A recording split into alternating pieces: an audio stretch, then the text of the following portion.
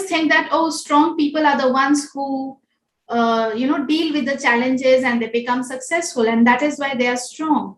The strong people are not those strong people. Strong people, how you will come to know whether you're strong or not? The day and the moment you start talking about your failures with bravery, without being sugar-coated, without being politically correct, that I failed. I tried, I used this XYZ strategy, but I failed and I learned. And then I changed. Okay, that is being strong. That is superficially being really strong, because owning up, it takes a lot of courage and ego maintenance. Owning up the mistakes. It's not easy. This is not at all easy at all. At any point of time, you feel that you have taken for granted. Don't you know it was you who could not set up a boundary, and hence today is this result or this day? Type yes in the chat box if it is true, or type T in the chat box if it is true. Yeah, it is always we who have planted a seed to be taken for granted. So if my husband couldn't tell me that, honey, sweetheart, oh, this is really tempting to have a tea with you, cut to the second situation. But let's do one thing. Why don't you do your meditation? It is just going to be a matter of half an hour, or you do your routine stuff of first 30 minutes. I'll be back in 30 minutes, and then we will have the tea together. Now, what just happened here? What did my husband do? He basically prepared a space. Okay, and he also set up a boundary. He said, this is important for me, please understand. Instead of begging or saying something, he gave me an opportunity from his heart, because he loves me so much. Without saying no to me, without outrightly disrespecting me, without crossing me out, he said, why don't you do your stuff? He gave some respect to me and letting me be myself. I won't even use the word, he did not allow me to be myself. Majority of the men, they end up saying, I am allowing you to work. I am allowing you to go out. Please never ever use this term, allow. You cannot allow another human being to do anything. Everybody is self-empowered. So he actually created a space where I can be myself, he can be himself, and then we come back and we sit together and enjoy that tea. And my dear boys, men, let me tell you, that's how you start building the basics of a good relationship between you and the other person.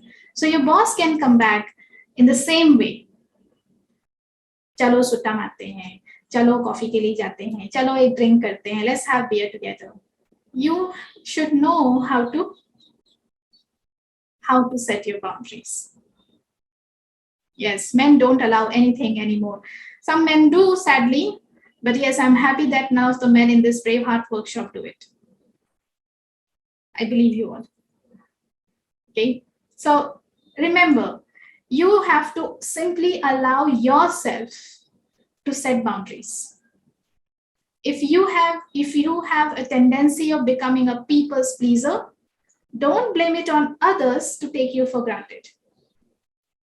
Don't blame it on those people whom you have written down here. I'm not offended here. I'm just helping you here. See, I'm trying to remove the veil from your face. एक होते हैं, एक परछाई आ जाती है, हमें clear नहीं दिखता है. The main picture is you have to understand, you have to blame yourself, and you have to bring that change in yourself so that you do not end up tolerating that relationship. How does it sound?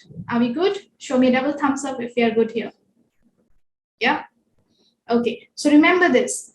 Okay, whatever you are tolerating in your relationship, you have to step back, reflect on it, analyze it, and see if you actually did proper justice, not just to others, but even to yourself. Was it justified or no? Anger is a thought-driven feeling. Always. thought driven, meaning like if I get rejection, so see the person who has shared anger is also has mentioned over analysis. Okay, so when I'm over analyzing in head a lot and things are not getting a green tick or a tick, like not being accepted, I'll get angry. Okay, if I have over analyzed my choices of food and after that suddenly I see, oh, I don't get that food tasty enough, I'll get angry. So it is very much thought driven feeling. Anger is like, how can I be rejected?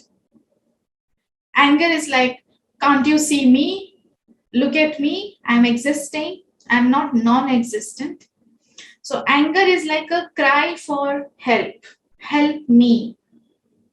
Give me attention. Listen to me. Notice me.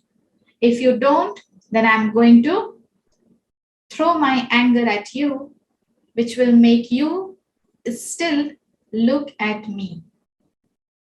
So if you don't look at me when I am calm, I'll make sure you look at me when I'm angry. So anger emotion is like a literally cry for help. Now here, when I'm feeling angry, so much so, it is also important that I tell myself, everybody is important in their own eyes, including myself. Right? But not everybody is at the same level. Number one question is, what are we getting out of this? This argument? What are we getting out of this conflict? This resentment and anger? That's a simple question that you can ask. You can ask this question to yourself. You can ask this question to others. Yeah. So the simple answer will be, you're getting nothing. Both of you will say. You and the other parties will able to confront and say, I'm not getting anything over here. We are simply losing our peace of mind. We are getting headache. The benefit is you're getting headache. The lost sleep. Okay. There is no concentration at work. These are the benefits that you're having because you're constantly in conflict with your family members. So now the deal is, what are the options to handle these conflicts? A conflict can come, oh, I want to hire a maid, the other person says no. Conflict can come, I want to buy a car, the other person says no. Some realistic conflicts, there is always like you want to do something, but instead of getting a support, you're getting a barrier. Or instead of having a healthy discussion, it is a simple no to the partner. So whenever you are showing a wall to another person, like when you are stopping your partner from doing something, they will also stop you from doing something. And hence it is important that you don't show wall to your partner or to your family members. Instead of doing that, you should ask, what is the relevancy and what is the plan here? How to execute it? How it will affect our finances? See, asking the person for a plan is not offensive, but stopping a person from doing something, it is. Not participating in their idea is very, very hurting. So you have to participate actively in their ideas, whatever they want to execute. Partnering, that is only what it is.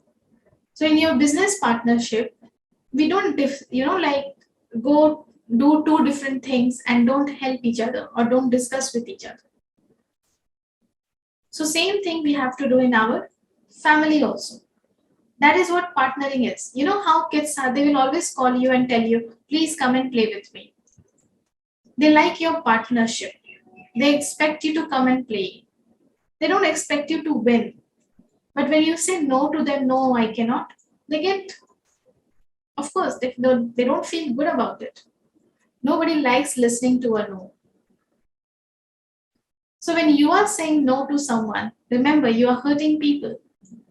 And because when people will say no to you, you will also feel offended. And if you are saying a lot of no's inside the house, you will receive a lot of no's at the workplace. इधर के karmas इधर ही मिल जाते हैं, ज्यादा दूर नहीं जाते. Okay, so think how exactly you can improve in each and every relationship of yours. You don't have to become a yes man or a yes sir person, but yes, you have to participate actively.